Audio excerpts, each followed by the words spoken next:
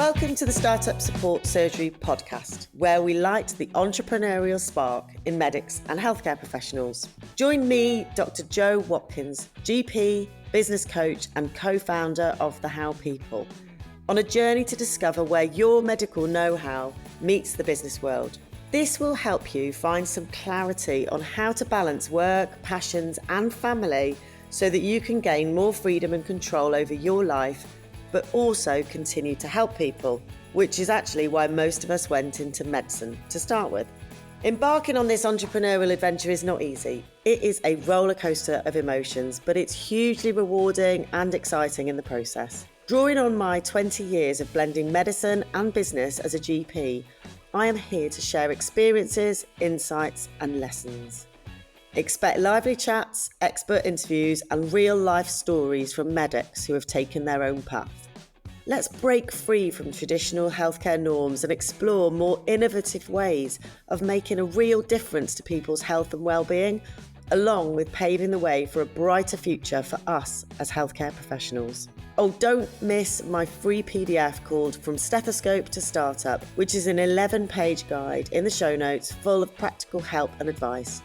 This is your roadmap to kickstarting your journey with us. Enjoy the show. This week on the podcast, I'm joined by Dr. Helen Evans Howells, who is founder of the Helen Allergy Clinic based in the New Forest. We talk about allergies, but it isn't just about allergies. We end up getting into what it's actually like running a business day to day with kids, the challenges, the pressures, working with your partner, trying to balance work and family life, kids, holidays, all the stuff that doesn't really get talked about enough. It's one of those really powerful and important conversations that I think so many of you will relate to, whether you run a business or not, just the reality of juggling everything and figuring it out as you go along. And Helen's fact is that after leaving school, you spent 6 months teaching in Uganda, is that right? And you were living in the school library. They didn't even give you a bed. We had a bed, it had no books, and it didn't have any curtains. And it was right by the well. And so everybody would literally put their head through our window all the time and be like, "Hey, Mazungu, how are you?" It was like something that was very difficult to get used to. And at the end of 6 months I was like, we're still white, but it gave me a different insight into actually how it feels to be in a minority group. I was only 18, so it was a real introduction into life, I think. And now I can't quite believe I did that because it was far too long ago, 25 years ago. But it was a brilliant experience, but it had challenges. What an amazing thing to do. And that sort of thing will never leave you. And it will be one of those lifelong stories, won't it? You'll be telling your grandchildren. Yeah. Amazing. Well, thank you so much for joining me, Helen. I absolutely love these conversations. This is one of those conversations where I was at the BSLM, minding my own business. Selena Gray, who I hadn't managed to speak to for the whole thing, came bounding up to me. She's a wonderful, wonderful GP and lifestyle medic. And we had a chat and she said, "You have got to get Helen on the podcast. You two should have a chat and I'd love to listen to that podcast." So I reached out to you and you said yes. And this is the first time we've had a conversation, isn't it? Yeah, totally. And Selena did the same back to me. "You've got to talk to Jo." And I was like, fine, sure. I'll talk to anyone. Exactly.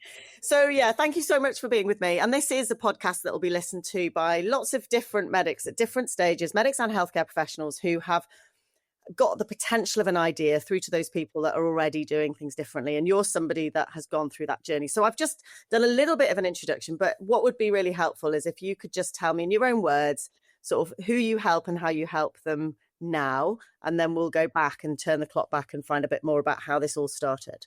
Okay, so I am a GP, but I don't do very much general practice work anymore. And I own Dr. Helen Allergy and Dr. Helen Medical. But my primary passion, I guess, if you like, is the allergy clinic that I own. And we have different strands to that. So I look after adults and children with allergies. We have an online service where we run a closed membership with other professionals. I do lots of support for free with that as well. And I'm a trustee for Anaphylaxis UK, the charity. And then within the clinic, we've become extremely specialised. So I have a clinic in Ringwood and one in Belfast. And we offer what is cutting edge to the UK but isn't in the rest of the world, treatments for food allergies, so immunotherapy. So we deliver oral immunotherapy where essentially you are literally giving someone a bit of what they're allergic to and building up their tolerance. And we, as far as I'm aware at this point, are the only provider in the UK offering sublingual immunotherapy for food. And again, it's a sort of desensitization process, albeit a lot slower. And we've been working in this space now for 3-ish years. And I never, ever set out thinking this was where we would get to or even how it would grow, and never dreamt I'd be someone on the cutting edge of development. But I do love it, and I am very passionate about it. And I was saying to you before off camera, I'm a bit jaded today just because so much is going on, but actually I still adore what I do and feel really passionate about it. Fabulous. So that's one side of it. Dr. Helen Allergy, these 2 in-person clinics plus online membership. The online membership is that for healthcare professionals dealing with allergies or for parents? Well, it's for parents really, but actually we do have a lot of healthcare professionals who end up joining. So we do have a lot of doctors who join for support for their children. So it's people, it is meant to be for UK families, but we do actually have people from across the world that join, although you've got to be a bit careful about giving advice and the legalities of that. And so that's a closed group with around 400 members. We have a free group that's got about 10,000 members where I'll answer questions. And there's a lot of GPs particularly in there, but also even like paediatricians who have joined for a bit of their own learning. And I think it's a great space to do some learning and see actually what are people faced with and struggling, because if you've not lived this life you don't quite get it. And then I educate via Instagram. I train GPs. Education is a big bit of what I do. And so when I go back to that first story we touched upon of working in Africa, I love looking at the journey I've taken in my career and seeing how it actually does all fit to this, I think, my destiny of what I was meant to do and why that happened for us in life. Amazing. I'd love to talk more about that. But before we get into that, am I seeing 2 branches to this? So Dr. Helen Allergy and then Dr. Helen Medical is a private GP setup, is it? Yeah, so Dr. Helen Medical is a private GP where we also have some consultancy services. So ENT, the lifestyle, dermatology, pediatrics. And that is in its infancy, and it's almost like starting up a new business again. And it's a bit painful because unlike with allergy, where initially it was just me, and it was, if I didn't have a client, I just didn't take any money and I didn't really lose anything. Now I'm paying wages when we don't necessarily have bookings, and that is tough. But allergy, it allows me to fund that with the hope that it will ultimately grow. Interesting, because I was assuming there was I was going to ask which is the chicken, which is the egg there. And I was assuming when you were talking that it was initially Dr. Helen Medical and then you'd become sort of super specialised. But actually, it's the other way around, yeah? The other way around, yeah. And medical's only been since the summer, and it's very much in its infancy. Okay, so like you said, that's a new business altogether that is springing up. And that, this evolution of a business is part of what you were saying, this journey. It's not linear. It's not straightforward. You're not always you can't imagine the outcome sometimes. So let's take you right back, fill me in on that story and how it all weaves together. So I obviously did started med school when I was doing my junior years, loved surgery, which came as a surprise to me. So I did a couple of years of surgical training. And although I was doing general surgery, I actually ended up loving ENT and doing a lot of that, and my head and neck diploma, which is why I can now see how that links in, because of course environmental allergies links really nicely with ENT and that understanding I have.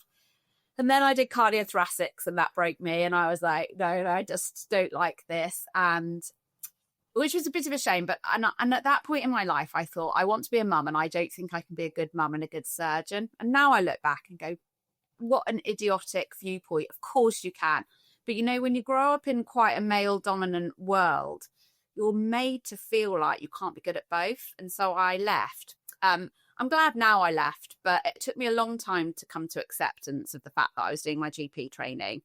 Because whenever you're in hospital, the narrative you hear is, oh, what a shame you're going to be a GP, which I find really insulting, because it implies that you can't, that GPs are not important. They don't have an amazing role to play in society's healthcare, and that we're not bright individuals. So that really frustrated me.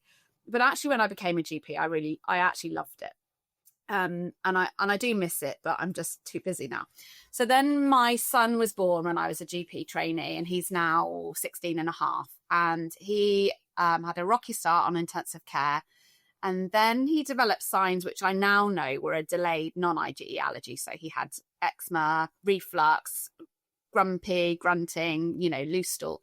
And his neonatologist said to me, why don't you cut milk from your breastfeeding diet? Which I did. Things got better, but I didn't really put 2 and 2 together. I think I was just in a sleep-deprived state. And then at weaning, his dad, who is a GP, said, I don't think he has a milk allergy. So one day on my own, I gave him cheese and he promptly vomited, swelled up, hives all over. And it was petrifying because having never seen that really, I thought, oh my God, he's going to die. That was literally the thought process. And now I know that's extremely rare, but then I just didn't have a clue. And then followed his allergy journey, really, where he then got nut allergies as well. I would go back and forth, first with his GP, and we'd both go, I don't really know. And then to his consultant. And every time I went, I'd say something that I got berated for. So I'd be like, I tried goat's milk for Ethan, but he vomited everywhere and reacted. And he'd be like, well, why did you do that? It's 99% the same protein. And I was like, God, I didn't know. And essentially, Ethan then had anaphylaxis, which I didn't recognise. I actually told him off. I thought he was being silly. Because to me, despite being quite educated, but I think because of the general lack of training we have in allergy, I thought anaphylaxis was collapsed anaphylactic shock, essentially, not the subtler signs of coughing and then some wheezing. So he said, Helen, that's anaphylaxis. And I argued with him about the point. And then he said, I really think you need some more training. So when I was pregnant with my third and got a bit of funding, I went back to university to do my allergy masters at Southampton. Went along to Ethan's consultant that we'd then moved to Southampton Hospital and said, can I come and sit in on some clinics? And he said, well, actually, we don't have a registrar at the moment. So why don't you fill in the kind of waiting list clinics and I'll train you alongside. And I was then working in the tertiary service for 5 years alongside my GP role. And then COVID hit. So then I, did more home visits, which was my GP job, because I felt like that's where we needed. And then when it came to coming back to wanting to do more allergy, I was a bit like, I now feel like I've become quite opinionated because I've, developed my own learning, having now worked in this field for over 5 years and had some differences of opinion, because fundamentally GPs are very different to consultants. We have different approaches to risk. And there were certain things, and it was just around allergy testing that I wasn't comfortable with, that I wanted to take a different approach.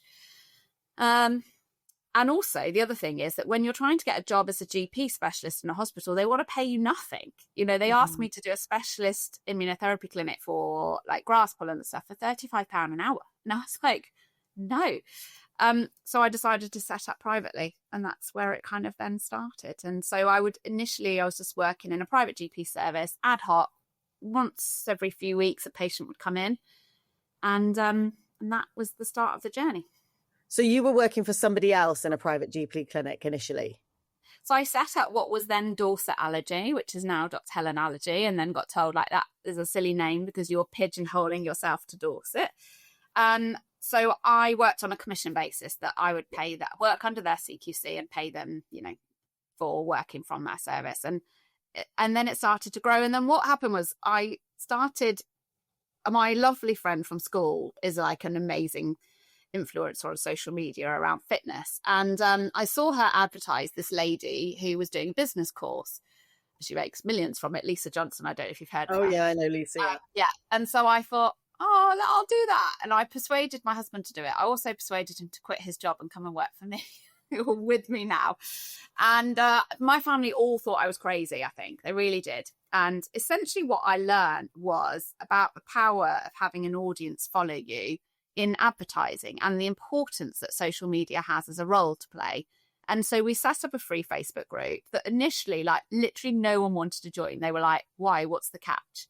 And I was like, nothing. You can come in this Facebook group and I'm going to give you my advice. And there still is no catch to it. Yes, I'll share my services, but you don't have to buy.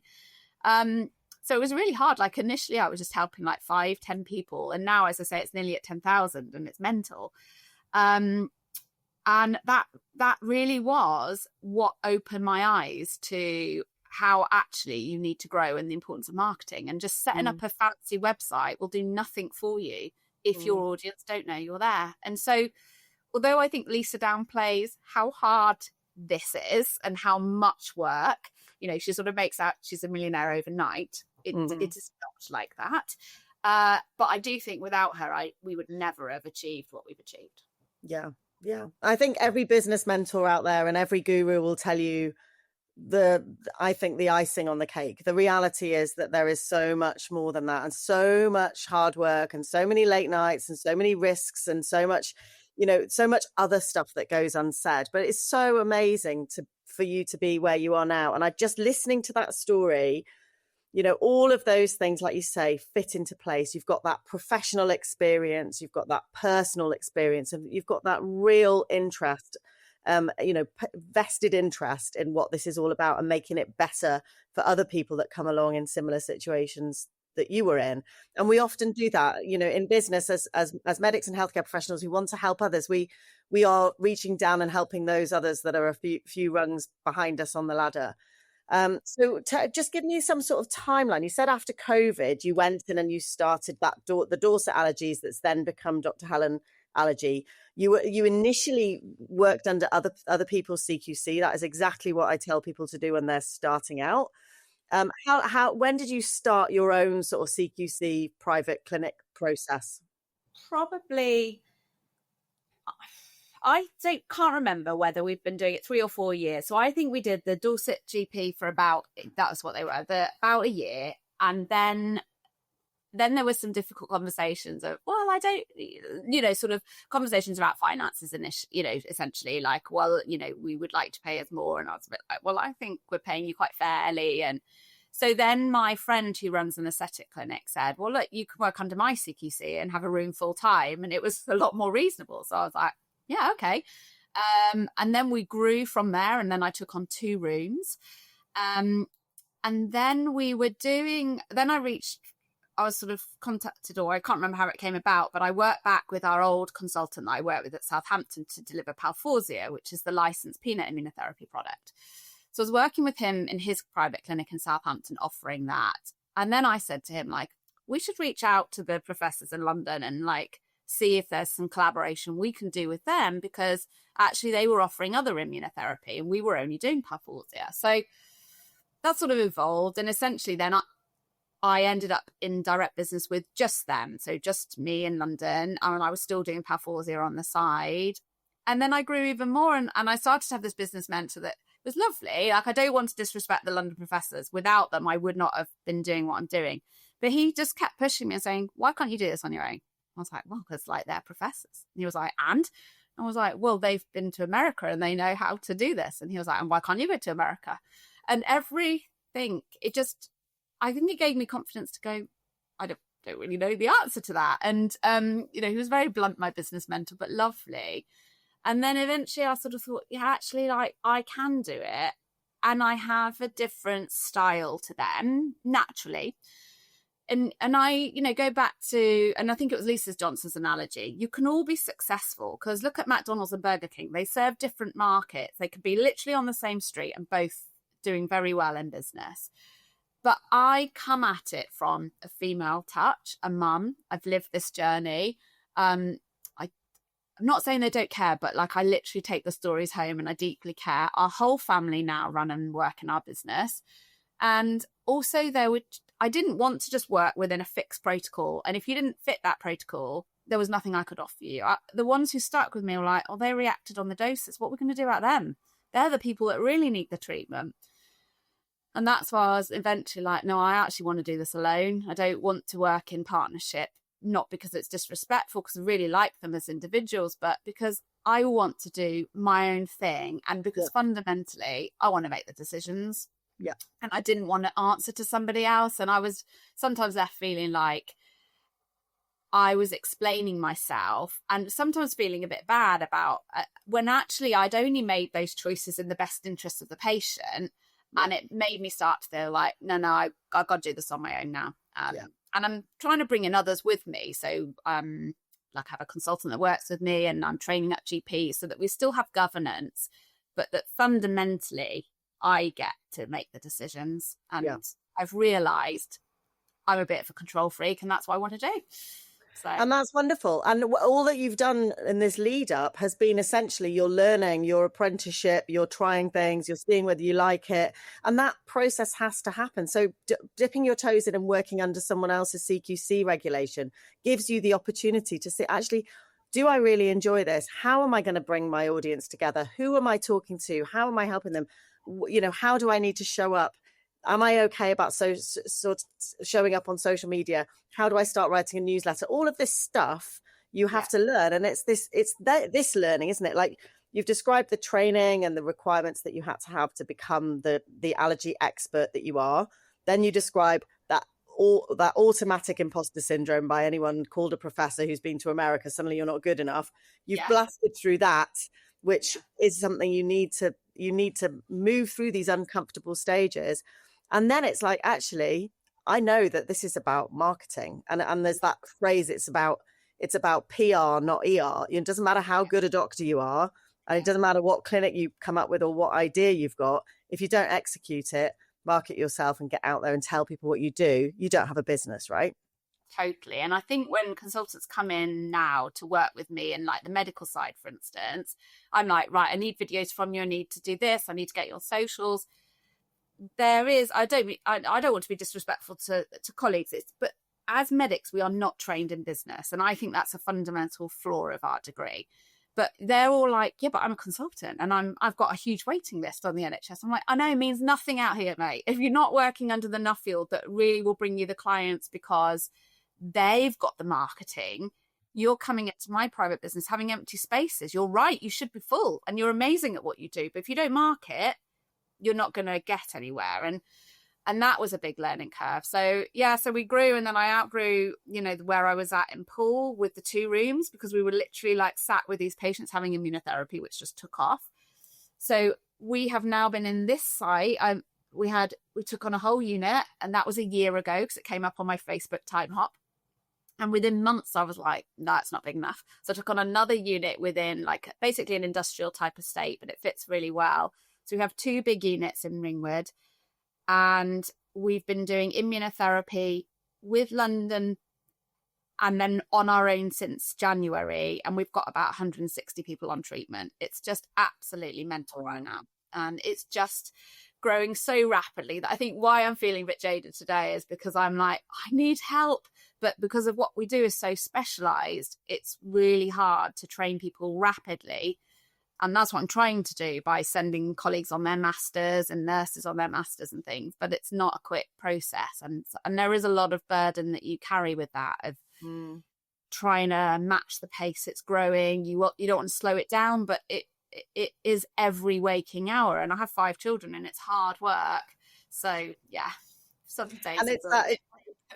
I'm not surprised. Oh my goodness, we'll come back to the 5 children thing in a minute. But this whole, supply and demand, isn't it? You've got loads of patients coming in, but not enough doctors to manage it. But if you haven't too many doctors employed, you've got massive overheads, and then you've got to get the patients in there. So you've got this balancing act. Is the clinic and the external consultants, are they coming into the same building? So you're able to cover some of your costs with rental from there? Yeah.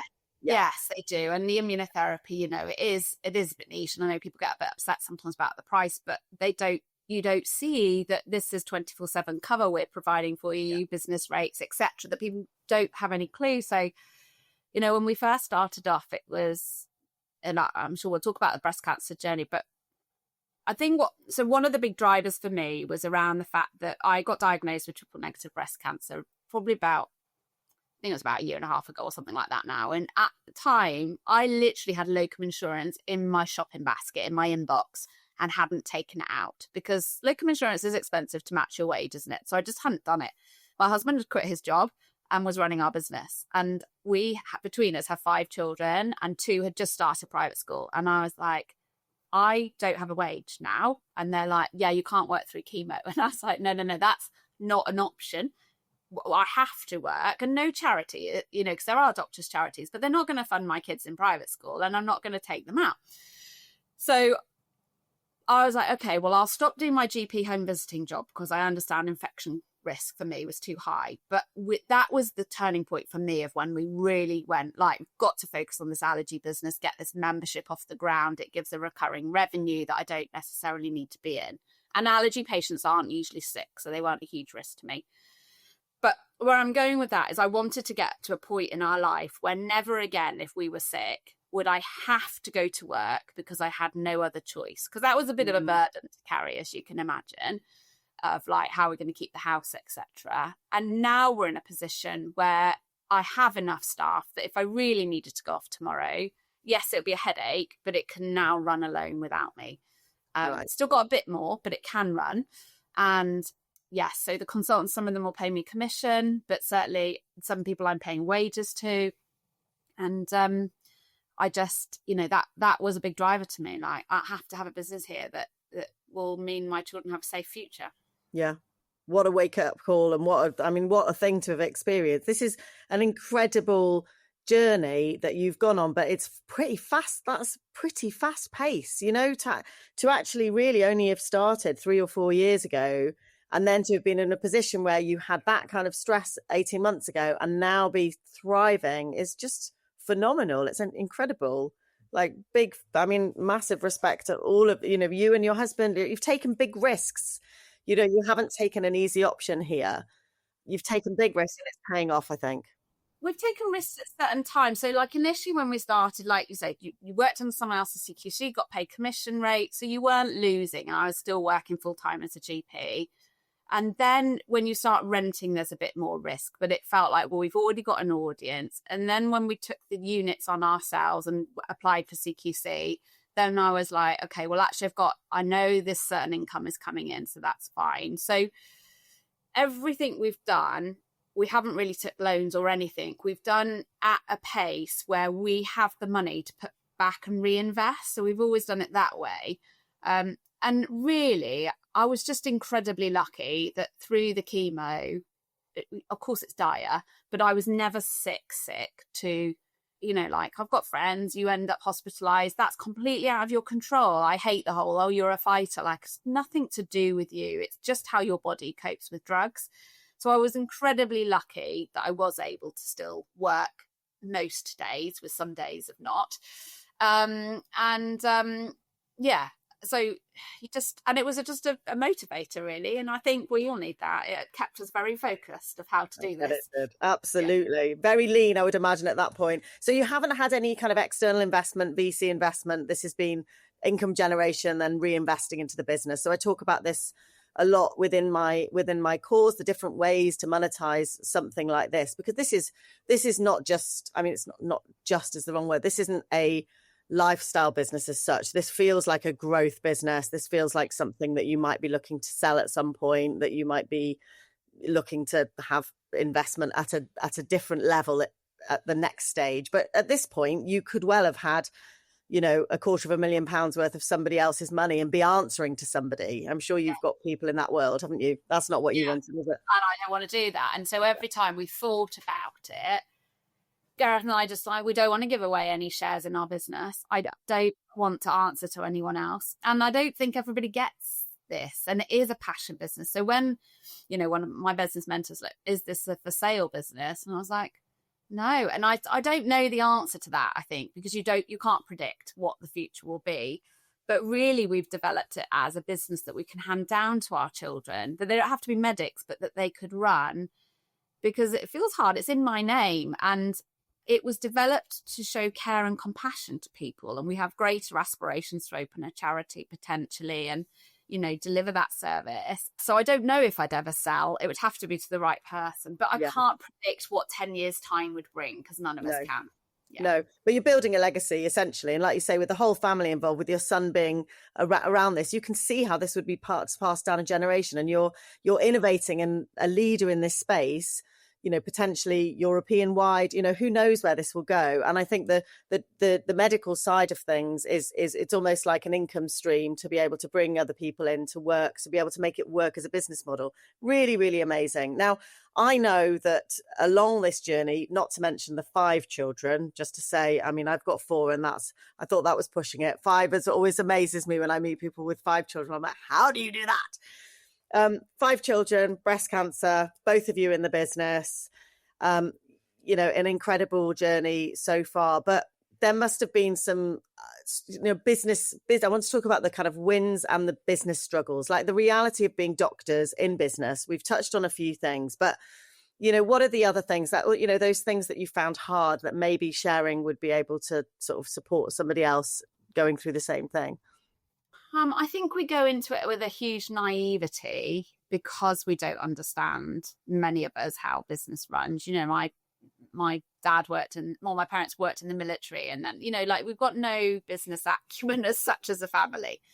So it was things like, you know, you plow in money in a website, and then you realize that person you're working with is not delivering on what they've said. I mean, we had really frustrating conversations with this particular company of like silly things like, well, I don't quite like that color, and then you change it, and the next time they'd be like, oh no, I don't like that color, and you'd be like going around in around in circles.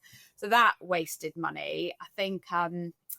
So I think you have to be cautious about what additional things you're throwing your money at, like the marketing, the socials, your Google ads, the platforms you use. Like, we use something called Kartra, which hosts our emails and our courses and bits and pieces. And so that's difficult sometimes, of going, yeah, that was a mistake, that's £10,000. And that's not nothing when you are investing it all, you know, yourself. And certainly at the beginning, that's quite a lot, you know, that wasn't easy money.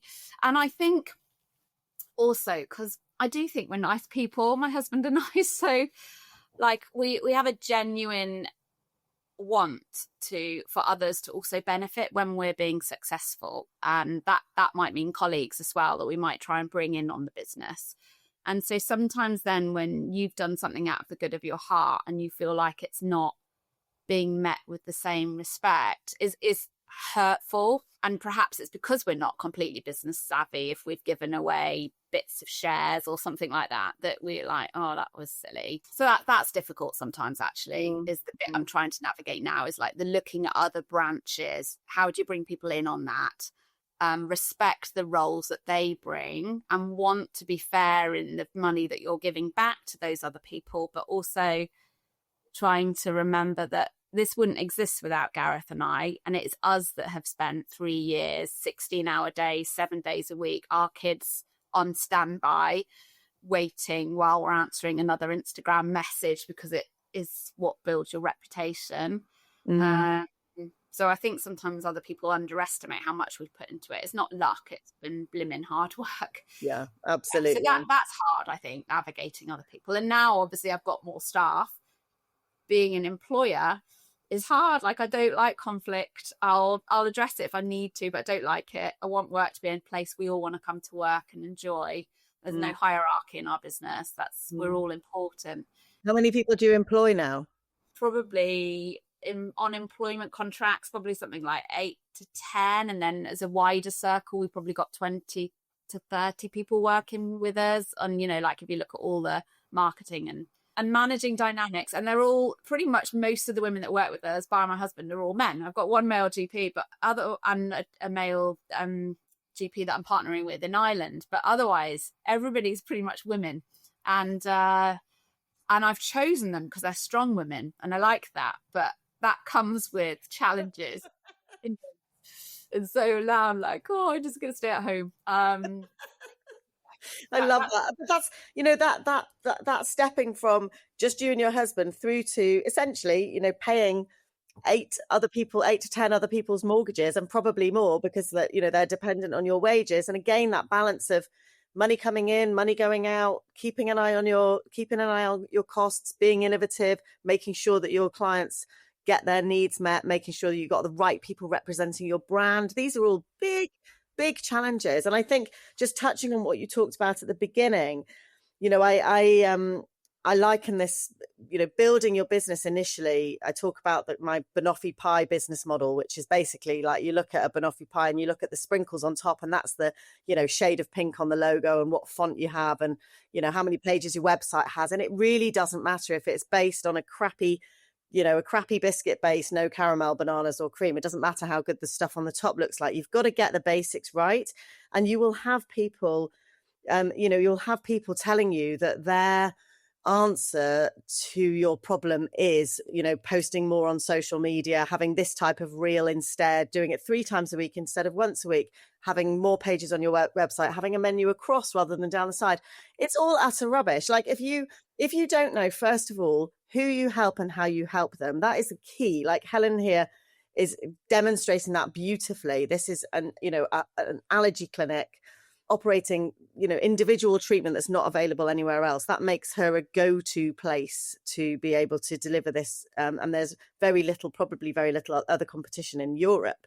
But even if you are doing something that in a world, maybe in the menopause world, for example, or coaching space or something where there is a lot of competition, it's, you've got to know who you're talking to and concentrate on that. And also investing in, and I'm not just saying me as a business mentor, but somebody that gets it. You talked about Lisa Johnson. She has a group program. I've invested in my own mentoring and coaching all the way through my business journey. Different people at different times. It's not always clear what you need, but you need someone that gets it to help you. And somebody comes to me and says, I'm going to spend £3,000 on somebody to help me with social media. I'll say, stop, actually stop. You need to work out who you're talking to before you invest huge amounts of money in ads and that sort of stuff. You've got to get that order right, haven't you? Yeah, totally. And those are all mistakes we've made, Yeah. And you're right in that you do move through who you need at different points in your business. And sometimes I think I'm still pulled in of making the wrong mistake of, I should be posting all the time and maybe I'll throw more money at you. And initially when I started, I didn't quite know who the target market fully was. So it was like, well, everyone with allergies, everyone who thinks they've got an allergy. And now I could be quite niche and say, well, really our ultimate target would be ideally young, parents of young children who are newly diagnosed, because they're the easy ones to fix and going to give me the most straightforward journey. But certainly anybody who wants specialized food treatment or their environmental allergies, quite easy now. Whereas yes, we talked about Oscar and I can do MCAS and stuff, but it isn't really my niche and it's not my passion. It's not to say I don't think there are a population that aren't underserved, but where I know I can make a difference and what is making us so unique is delivering this immunotherapy service. And I think the other thing is blocking out the noise on Instagram. So I'm as guilty of that. I'll watch what are my colleagues doing and you'll feel like, I'm not doing good enough and I should do that. And yeah, we'll do that too. And then you're doing too much. Just stick in your lane, ignore everybody trying to knock you off it. And you are you. And that's why people are coming. So if people want to come for a down to earth person who's lived the journey, gets it, will really care, my kids will be in here playing with your babies and my husband's wandering around with a cup of coffee. If you want that, that's me. If you want a formalized, can tell you every paper to read, that's not me. Yeah. And I'm okay with that now. I've learned that's okay, because that is my selling point. I'm down to earth. But I'm in my tracksuit right now and I'm at work. But if you don't want that, that's okay, because there is someone for you. Absolutely. You cannot be for everyone. And actually, it's just as important, I think, to establish who you're not for. And I say the same thing. If you want some, kind of glossy business mentor that's going to be, taking Zoom calls from a hammock in Bali, I am not your woman. But if you want somebody that's running out of the rain and is, supporting you with little voice notes along the way and cheery messages, then, I will be there. So you are not going to attract everybody, and you don't want to, because, essentially, people often say, well, I'm only going to work online. And I'm like, well, those words don't work, because when you're online, you need to be a micro expert, because you could have anybody in the world could access your services. So it's often the other way around to what we think it is when we start. And you talked about naivety. I certainly was very naive going into business. I had absolutely no idea what it was all about. And there were lots of aspects to it that I didn't consider that I now make sure is fundamental. And really, I think that, why are you doing this? What are you doing it for? What are you trying to achieve? You talked about building a legacy, you talked about the whole family being involved.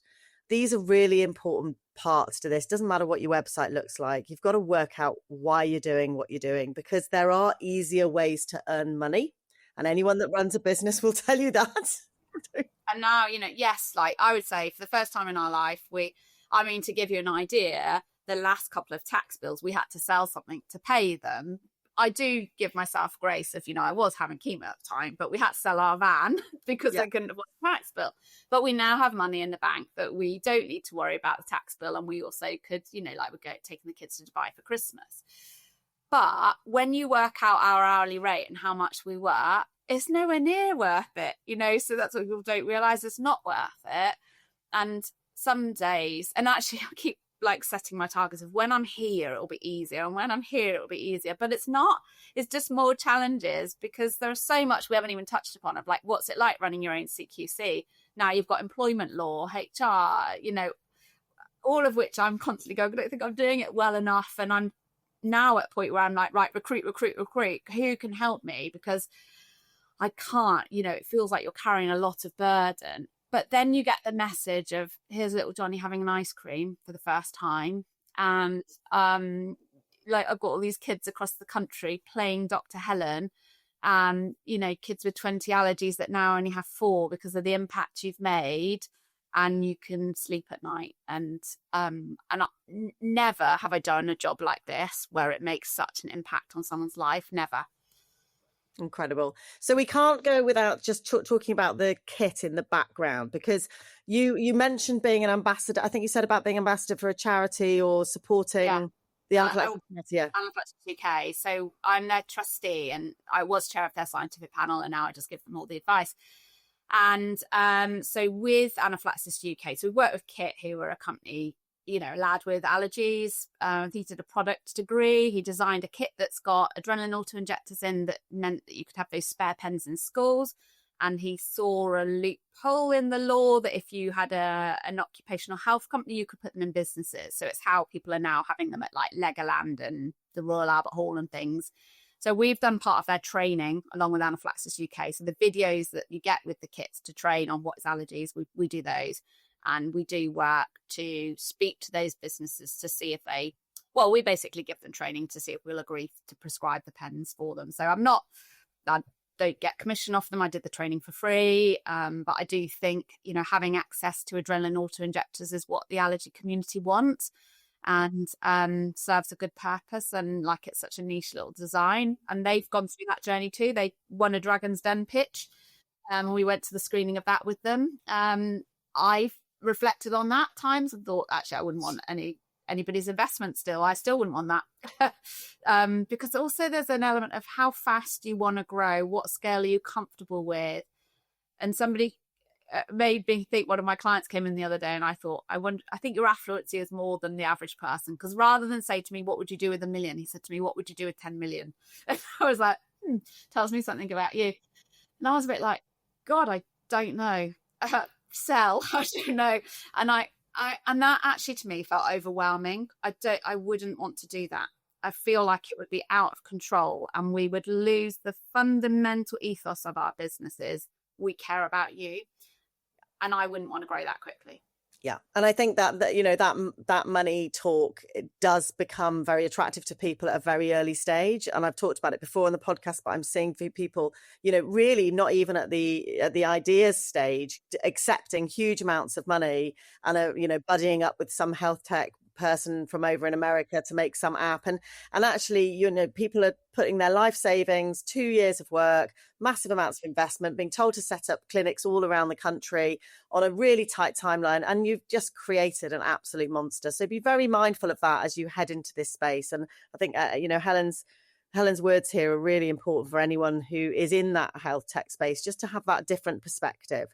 I think we could talk for hours, right? I genuinely think we could. And it's been such a pleasure to interview you and to talk to you. Thank you so much for your time. Before we go, just top tips, maybe to somebody that is sitting there, a medic who's sitting there feeling, a bit frustrated with the day job, wondering what else there is out there. What would be your kind of top tips to somebody at that sort of stage? Well, the thing I said to my husband that got him to leave his job, he worked for Santander and he just had enough, is I said to him, nothing changes if nothing changes. And so if you're feeling really unhappy with life, you've got to make a change. And I guess if anything, I would say cancer hasn't hugely changed me in that, I've always been a person who's realised that life is short, but life is really short. You went into your job because you were probably passionate about it and you want to make a difference. find what it is that you want to do. It's going to be a long journey, but don't worry about the end point. Just step by step. I think get a little bit of business learning, however you do that. Understand, where is your target audience? How do you reach them? Learn how to navigate socials, because that is where a lot of the marketing comes from. And then just, every time you're thinking, I'm going to invest this money, just think twice about it. But don't take loans, grow at your own pace, because I've shown what you can do in 3 or 4 years anyway. We've still got loads more to do, but just grow at your own pace. But if you want to make a change, only you can do that. Love that. Thank you so, so much. And I just want to use this quote that you said at the beginning, because I think it's relevant to Medzi. You said that initially you felt this narrative that you can't be a good mum and a good surgeon.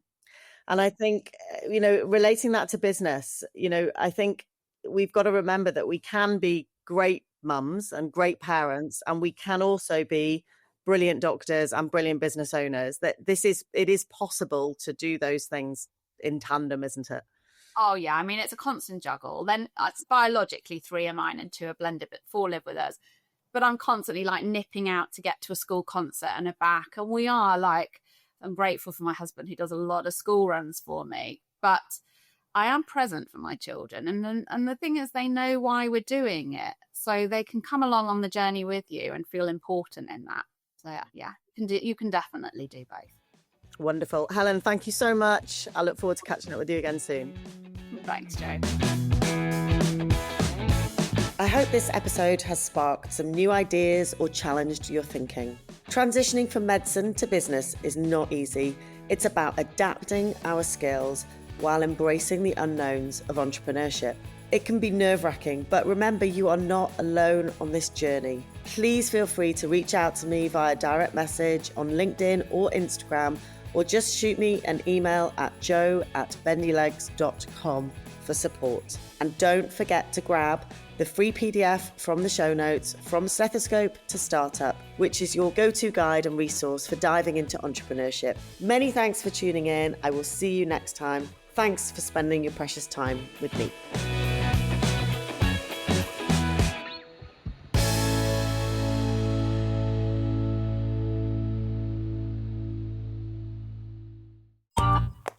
This has been a Monkey Pants Productions podcast.